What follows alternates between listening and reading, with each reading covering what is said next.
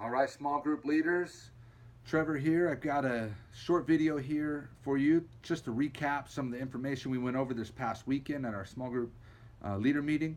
If you weren't there, I'll tell you what, you missed some bomb barbecue. We had Dickies here to barbecue or to cater for us. Pulled pork, pulled chicken. Oh, it was so good. But in that meeting, we went over a couple things that I want to simply recap for you. And first off, we'll look at the sermon based questions. You're going to notice from here on out that your questions on the back of your sermon guide are a little bit different. In fact, they're going to be the same as from week in to week out, the same question. Because what we're using here is a question, it's a template of questions that you can apply to every passage, to any passage. And so it's not your discussion won't focus so much on the sermon as it will on the passage that the sermon was preached from.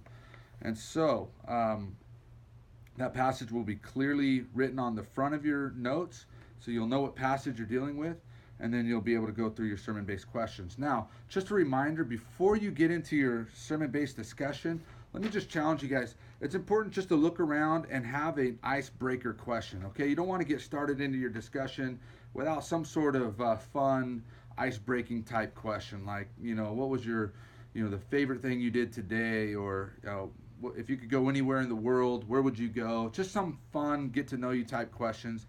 These are great to ask each and every time you get together, just to start out with a light heart. Then after that, you'll want to read the scripture, read the passage that the sermon was preached on, read the whole passage, and then we'll go through the questions. Your first question is going to be looking backward. And the idea of this question is we're going to look at, why do you think this passage is important for us to know? Why do you think it was included in the Bible? You don't want to spend a whole lot of time on looking backward. It's going to get you going in your discussion as you deal with the text. Then you're going to look upward. You're going to look at, what does this passage tell us about God? This is a theology question. So looking backward has to deal with understanding context. Why is this passage here? Looking upward has to do with theology. What is this passage going to tell us about God? The Bible is a book about God. Every passage, I believe, tells us something about God. And so we're going to tap into that. This will lead to some great discussion, I believe. I think this will be an important question for y'all. Then you're going to look inward. This has to do with spiritual formation. What is God doing in us? What does this passage tell us about ourselves? That's the basic idea of this question.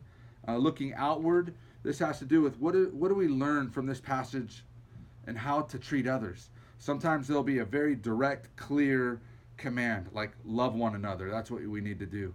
Other times it'll be less direct, and we'll have to maybe look at an example that took place in the story, like this last weekend about the baptism. I think Jesus is an example of letting people minister to him. I mean, in this case, John the Baptist ministered to him. And so that's something we can learn in how to treat others. Sometimes we just need to let people minister to us. And that's more of an indirect observation. But ask the question and see what we pull out of it. How do we learn how to treat one another based on what this passage says? And lastly, the last question, I think this is an important question to get to. You may have to skip a question every now and then to get to this, but this is looking forward. In other words, based on what we learned in this passage, what am I going to do? Or what am I going to believe? Not every passage instructs us to do something, like I have to go do this or do that. Sometimes the passage instructs us not to do something, or it warns us not to do something, or the passage calls us to believe something, or maybe not to believe in something.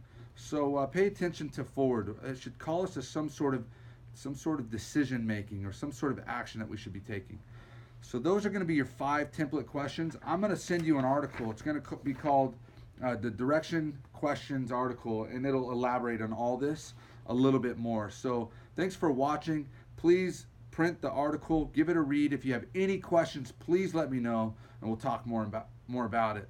I believe this will be a great experience for you guys. I use these questions in my own devotion time, and it is really enriching, and I believe it will be enriching for you and your small group. So looking forward to hearing about it. Again, if you have any questions, let me know. May God bless you all.